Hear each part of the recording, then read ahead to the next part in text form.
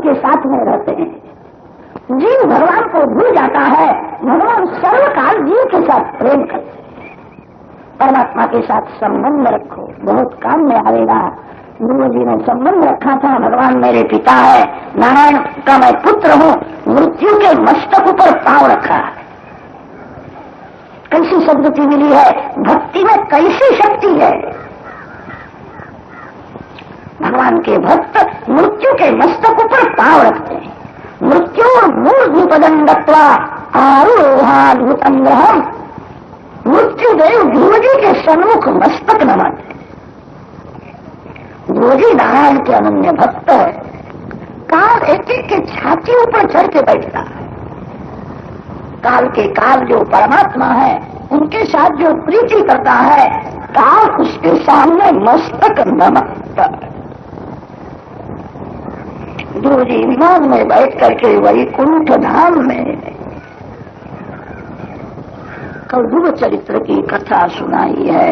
ध्रुव चरित्र के समाप्ति में कहा था, यही ध्रुव चरित्र की कथा एक बार प्रचेताओं के यज्ञ में नारद जी महाराज ने संतों को यही कथा सुनाई थी। जो कथा विदुर जी आपको मैंने सुनाई है। विदुर जी का प्रश्न है, ये प्रचेता कौन है? प्रचेताओं के यज्ञ में बड़े बड़े महात्मा आए थे, उन्होंने जो उपदेश दिया वह सुनने की इच्छा है। केते प्रचेतसो नाम कस्यापत्यानि सूरत कस्यान्ववाये प्रख्याता कुत्र वा सत्र मासते।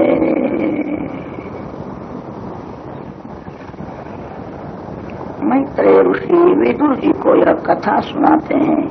ये प्रचेता ध्रुव जी के वंश में ही प्रकट हुए। ध्रुव जी के वंश की कथा सुनो, प्रचेताओं का चरित्र आ जाए। ध्रुव जी महाराज भगवान के धाम में जाने के बाद ध्रुव जी के पुत्र वत्सल गादी में बैठे। वत्सल महाराज का लग्न स्वर्णी थी रानी के साथ हुआ था। इनके वंश में पुष्पार्ण, तिग्म केतु, इस ऊर्ज, वसु, जय ऐसे अनेक राजा हुए हैं। इस वंश में अंग राजा हुआ है। अंग राजा का पुत्र वेल हुआ है। अंग राजा बड़े सदाचारी भगवत भक्त थे। उनका पुत्र वेल अति पापी दुराचारी हो गया। पति पत्नी भूल करते हैं तो पापी प्रजा उत्पन्न होती है। अंग राजा की भूल नहीं थी, रानी की भूल थी। रानी की भूल से पुत्र दुराचारी हो गया, महापापी हो गया। अंग राजा दुखी थे, एक ही पुत्र था, मानता ही नहीं,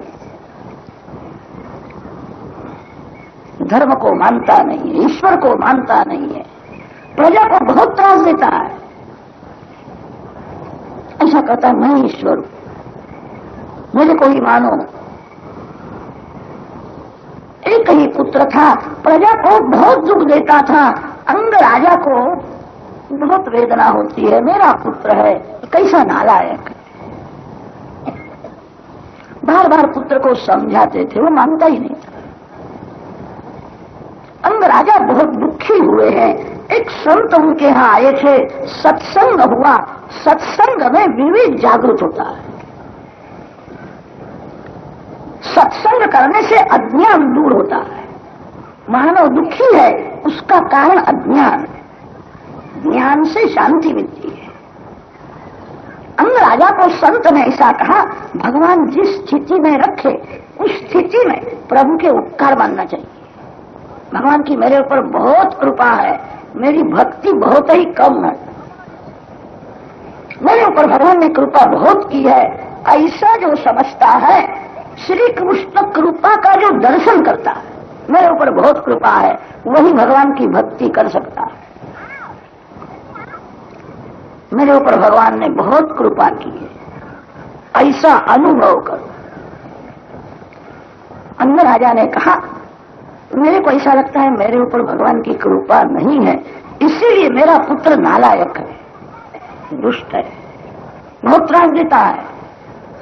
संत समझाते हैं तेरे ऊपर भगवान की बहुत कृपा है, इसीलिए पुत्र नालायक है। भागवत का एक सिद्धांत है, भगवान जिस स्थिति में रखे उस स्थिति में भगवान के उपकार मानो। पुत्र लायक होवे तो मन को समझाना पुत्र बहुत लायक है, अब घर का विचार करने की मेरे को जरूरत ही नहीं, सब कुछ समझता है, मैं जो भक्ति करता हूं बहुत कम है। पुत्र लायक होवे तो ज्यादा भक्ति करो। कदाच पुत्र नालायक होवे तो मन को समझाना भगवान ने जो किया है अच्छा ही किया। पुत्र बहुत सुख दे तो माता पिता की पुत्र में ममता होती है। घर के लोग थोड़ा दुख देवे तो मन करने लगे। घर के लोग बहुत अनुकूल होवे, सुख देवे तो मन घर में फैल जाता। कांटे के ऊपर पांव रखना कठिन नहीं है, फूल के ऊपर पांव रखना बड़ा कठिन है। जिसके पांव में जूता है वो कांटे के ऊपर पांव रखता है, मेरे को कुछ होने वाला नहीं। उसको ऐसा कोई इस फूल के ऊपर पांव रखो, वो नहीं रख सकता है। घर के लोग कांटे के जैसे होए तो उनका मुंह छूट जाता है।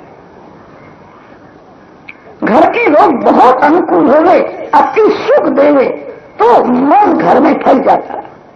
घर में थोड़ा दुख होना ही चाहिए। पुत्र नालायक है, भगवान की कृपा है इसीलिए नालायक। पुत्र का मुंह छोड़ दे, वो सुधरने वाला नहीं है। भगवान ने जो किया है अच्छा ही किया है। पुत्र नालायक है, तेरे को दुख देता है तो भी तू पुत्र के साथ प्रेम करता है। पुत्र लायक नहीं है तो भी तू पुत्र में ममता रखता है।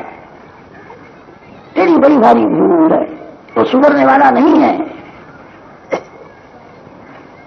पुत्र नालायक होवे तो मन को समझाना भगवान ने जो किया है अच्छा ही किया।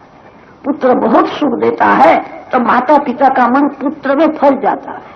अरे पुत्र में तो फंसता है, उसके जो पुत्र होते हैं पौत्र में दादा दादी की ममता बहुत हो जाती है।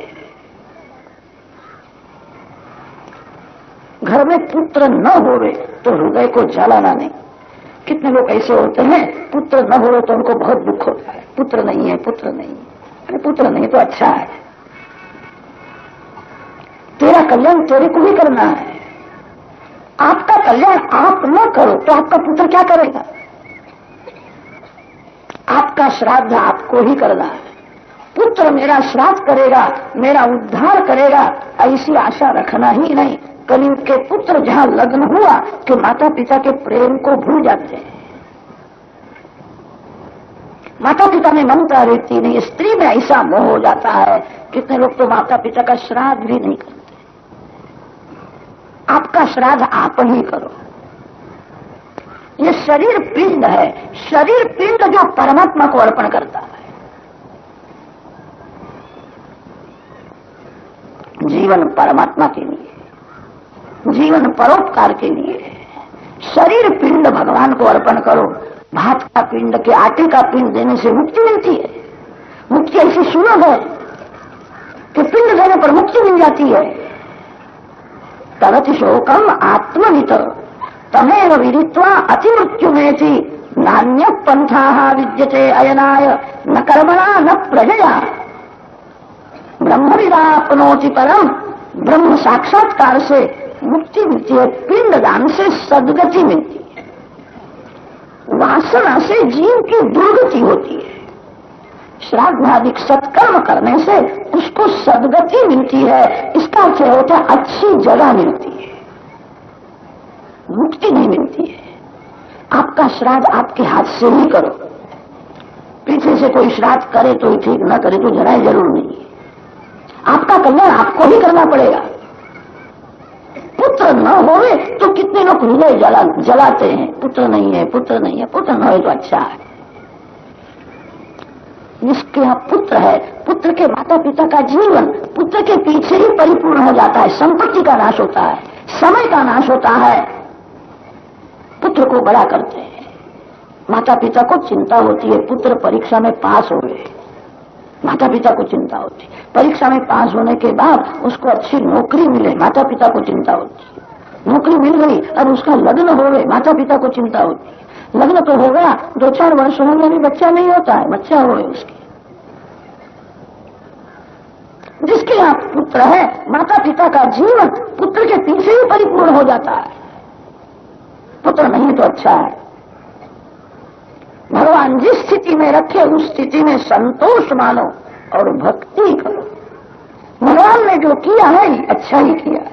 भगवान की इच्छा से ही सब होता है, अपनी इच्छा से कुछ नहीं होता।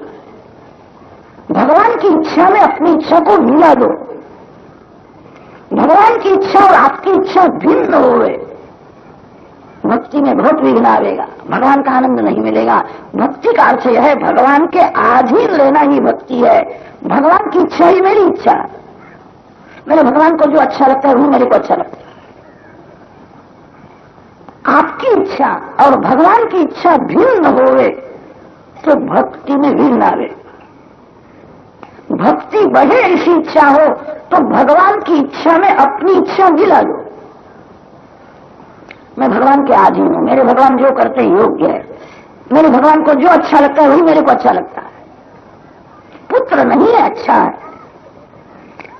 पुत्र होवे लायक होवे तो भगवान की कृपा मानो, नालायक होवे तो भगवान की कृपा मानो, पुत्र न होवे तो भी भगवान की कृपा मानो।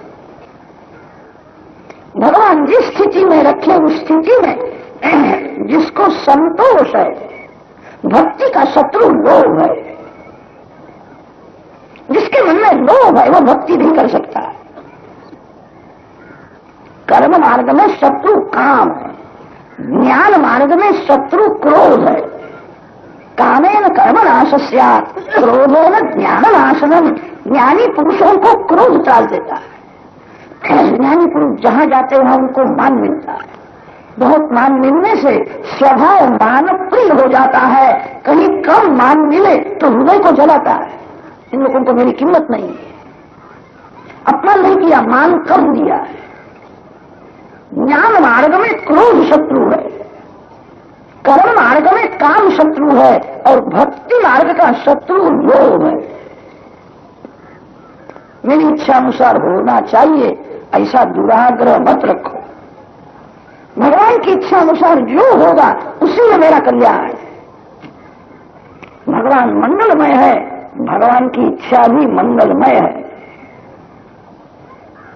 आपके जीवन में आपको दुख होवे, उद्वेग होवे, ऐसा कोई प्रसंग आएगा, उस समय हृदय को जलाना नहीं। भगवान ने जो किया अच्छा ही किया। भगवान तो नास्तिक का भी बुरा नहीं करते।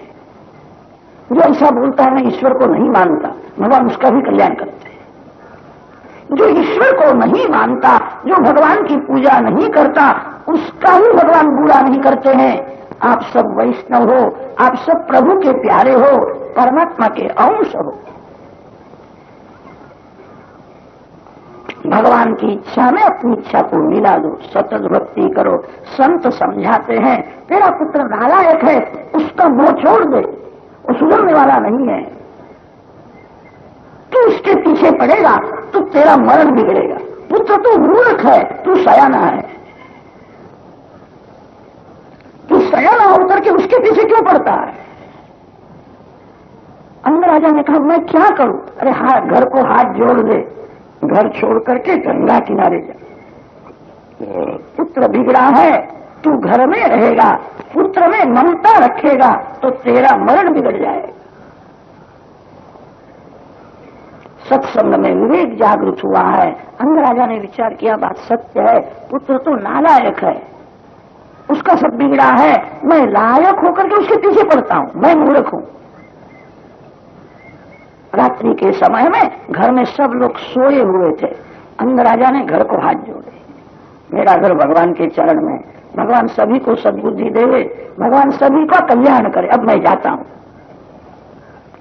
घर को वंदन किया है। मध्य रात्रि के समय में अंगराजा ने घर का त्याग किया, गंगा किनारे गए हैं, आदि नारायण परमात्मा का ध्यान करते। मेरा मरण मेरे को सुधारना है, मैं पुत्र में ममता रखूंगा तो मेरा मरण बिगड़ेगा। सब कुछ छोड़ दिया है, अंग राजा कृतार्थ हुए हैं। अंग राजा वन में जाने के बाद वेन राजा हुआ है। वेन राजा के राज्य में प्रजा बहुत दुखी हुई। वेन धर्म को मानता नहीं है, ईश्वर को मानता नहीं है। ब्राह्मणों वेन को समझाने के लिए गए। वेन राजा को क्रोध आया, ब्राह्मणों को मारने के लिए दौड़ता है। ब्राह्मणों के पास मंत्र शक्ति थी। 1000 यंत्रों से जो काम नहीं होता वह काम एक मंत्र से होता है। यंत्र से मंत्र श्रेष्ठ है। महाभारत में वर्णन आता है, द्रोणाचार्य ने ब्रह्मास्त्र का प्रयोग किया, सभी घबराए। ब्रह्मास्त्र क्या है? ब्रह्मास्त्र गायत्री मंत्र से ही बनता है। यंत्र से मंत्र श्रेष्ठ है।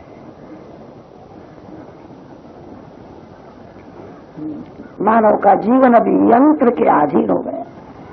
साधुओं के पास, ब्राह्मणों के पास मंत्र शक्ति थी, तब सभी बड़े बड़े राजा लोग ब्राह्मणों को वंदन करते थे। मंत्र शक्ति का विनाश हुआ है।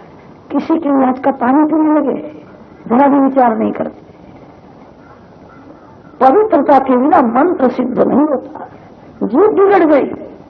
वो बाजार का खाने लगे, तभी से जीव बहुत बिगड़ गई। जिसकी जीव बिगड़ी हुई है उसका जीवन बिगड़ा है, बाजार का खाना नहीं। एक 6 महीना बाजार का खाना छोड़ दो। एक 6 महीना ऐसा नियम रोज साधारण मानव के हाथ का पानी भी पीना नहीं। पवित्र अन्न और जल पेट में जावे तो 6 महीने के बाद बुद्धि सुधरने लगती है। आप करके देखो। पवित्रता रही नहीं, जीव बिगड़ गई, जीवन बिगड़ गया। मंत्र पवित्रता मांगता है। यंत्र युग में अब पवित्रता रही नहीं। वे राजा ब्राह्मणों को मारने के लिए जाता है। एक ब्राह्मण ने मारण मंत्र का प्रयोग किया। केवल मंत्र बोलते हैं, उसी समय वेन का मरण हो जाता है। वेन मर गया है। मंत्र में कैसी शक्ति है। यंत्र से मंत्र श्रेष्ठ है। यंत्र सुख देता है, कभी दुख भी देता है। यंत्र रक्षण करता है, भक्षण भी करता है। मंत्र कभी दुख नहीं देता। मंत्र मन को शुद्ध करता है और मंत्र भगवान के चरण में जीव को ले जाता है। किसी मंत्र के साथ प्रीति करो। वेन का मरण हुआ, प्रजा दुखी हुई है। राजा बिना प्रजा दुखी होती है। चोरी बहुत होने लगी, अन्याय होने लगा। वेन धर्म को नहीं मानता था, नीति को मानता था। बहुत से लोग नीति को ही मानते हैं, धर्म को नहीं मानते। कितने लोग धर्म को तो मानते हैं, नीति को नहीं मानते। धर्म और नीति दोनों की जरूरत है। दो चाक से रथ चलता है। अर्थोपार्जन में नीति की जरूरत है। कितने लोग अन्याय से पैसा कमाते हैं और धर्म करते हैं। ठीक है, बहुत अच्छा नहीं।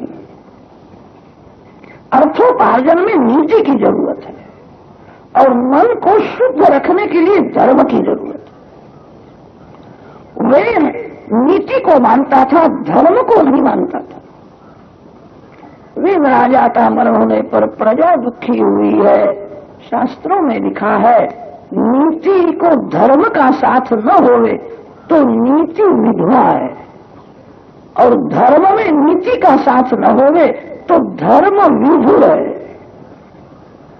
मन को शुद्ध रखने के लिए धर्म है। अर्थोपार्जन में नीति की जरूरत है। प्रजा दुखी हुई। ब्राह्मणों ने विचार किया, राजा की बहुत जरूरत है। राजा के बिना प्रजा दुखी होती है। वेन के शरीर में से पाप को बाहर निकाला है। ब्राह्मणों के पास कैसी शक्ति थी, शरीर में से पाप को निकाल दिया है। इस शरीर में 3 भाग है। पांव से लेकर के नाभि तक का जो अंग है उसको अधमांग कहते हैं। नाभि से गले तक का जो अंग है वो मध्यमांग है, गले से ऊपर का जो अंग है वो उत्तमांग है, मस्तक उत्तमांग है। गले से लेकर के नाभि तक का अंग मध्यमांग है, नाभि से नीचे का जो भाग है सभी अधमांग है। अधमांग में पाप होता है, शास्त्रों में तो ऐसा लिखा है, नाभि से नीचे किसी भी अंग को हाथ लग जावे तो हाथ धोना चाहिए। नाभि से नीचे का जो भाग है वो बहुत अशुद्ध है, अधमांग में ही पाप होता है। ब्राह्मणों के पास ऐसी मंत्र शक्ति थी, मंत्र के द्वारा अधमांग में से पाप को निकाल दिया। ब्राह्मण भगवान की स्तुति करने लगे, इस वंश का रक्षण होए। जो ब्राह्मण 3 बार बराबर संध्या करता है, जिसने गायत्री का 24 लाख बराबर जप किया है, जो तपस्वी है, वो ब्राह्मण जो बोलता है भगवान सत्य करते हैं। ब्राह्मण ही भगवान का मुख है। ब्राह्मणों से मुखम आसीत। ब्राह्मणों को ऐसी इच्छा है कि वंश का विनाश न होवे, यह वंश बढ़ना चाहिए। भगवान नारायण की प्रार्थना करते हैं, आप ही पुत्र रूप से प्रकट हो जाओ। भगवान का अंशावतार हुआ है।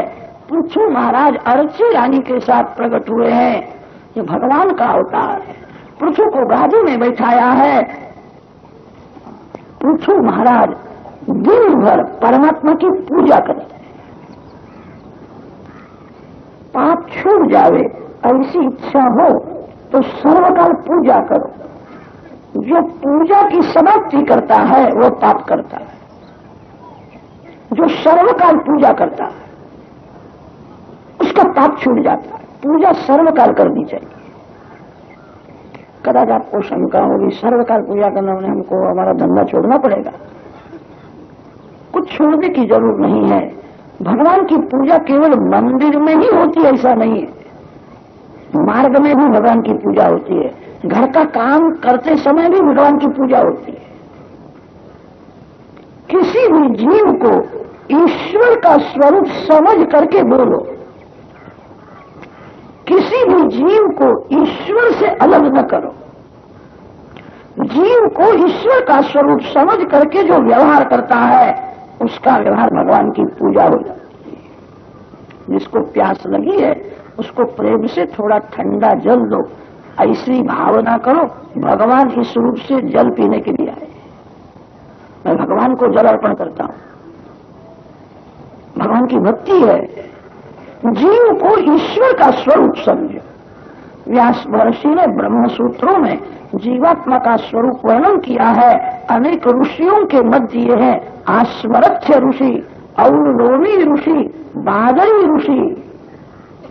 अंतःकरण प्रतिबिंबित चैतन्यं जीव, अंतःकरणोपहितं चैतन्यं जीव, अंतःकरणावच्छिन्नं चैतन्यं जीव।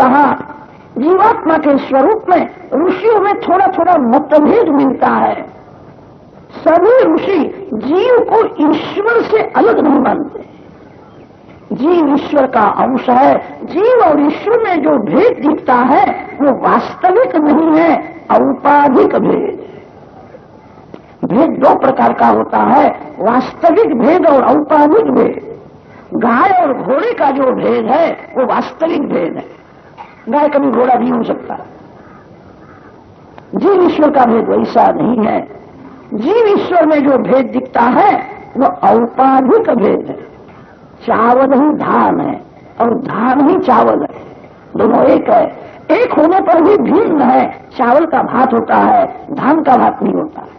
चावल के ऊपर छिलका है तब उसको लोग कहते हैं धान है। धान को थोड़ा मार पड़ता है, छिलका निकल जावे, अंदर चावल का दाना। जिस चेतन के ऊपर माया का आवरण है, माया के आवरण के साथ जो चेतन है वही जीव है। माया रहित शुद्ध चेतन ईश्वर है। जीव ईश्वर में भेद दिखता है वो माया से दिखता है। चावल के ऊपर छिलका हो तो उसको धान कहते हैं, छिलका निकल जावे तो अंदर चावल का दाना है। जीव ईश्वर में वास्तविक भेद नहीं है। येन केन प्रकारेण यस्य कस्यापि देहिनः संतोषम जनयेत् राम तदेवेश्वर पूजन। भगवान की पूजा केवल मंदिर में ही होती है। जो भगवान मंदिर में विराजमान है वही भगवान प्रत्येक मानव शरीर में विराजमान। मानव में भगवान की भावना करे तो जगत का बहुत सा दुख कम हो जाएगा। कितने लोग ऐसे हैं उनको मूर्ति में भगवान दिखते हैं, मानव में भगवान नहीं दिखते। मंदिर में भक्ति करने वाला मानव के साथ कपट करता है, पाप करता है। जो भगवान वैकुंठ में है, जो भगवान मंदिर में विराजमान है, वही भगवान प्रत्येक मानव शरीर में भी।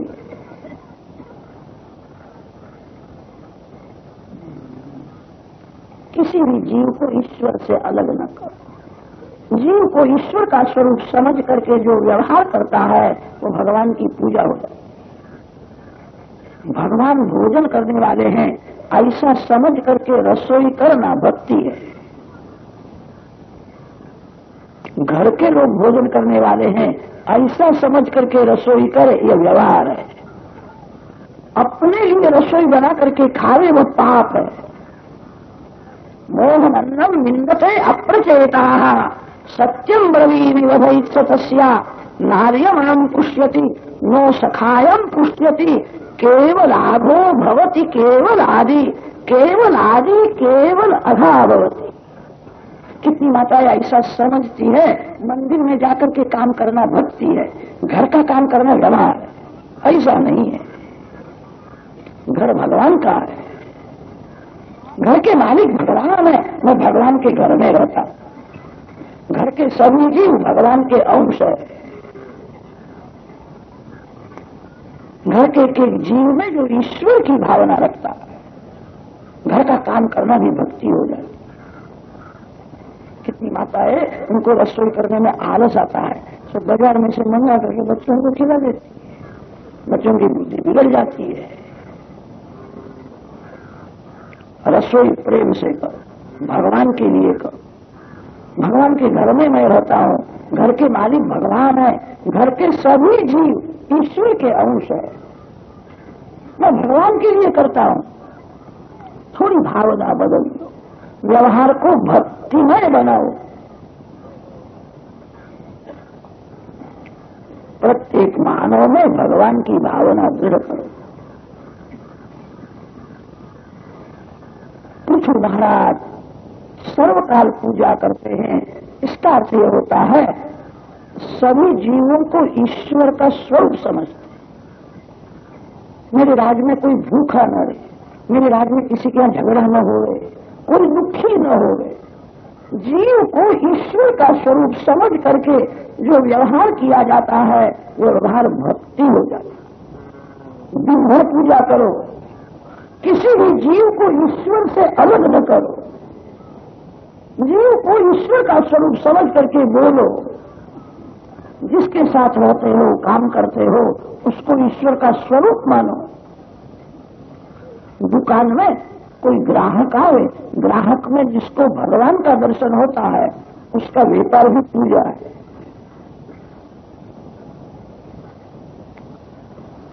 इस दुकान में जो आया है भगवान का अंश है। योग्य नफा तो लेना ही चाहिए। ग्राहक की सरलता का दुरुपयोग करके नफा जब ज्यादा देता है तो व्यापार में पाप आता है। वैश्य को भगवान की आज्ञा है व्यापार करे। कृषि गोरक्ष वाणिज्यम वैश्य कर्म स्वभाव है। ग्राहक में जो भगवान का दर्शन करता है,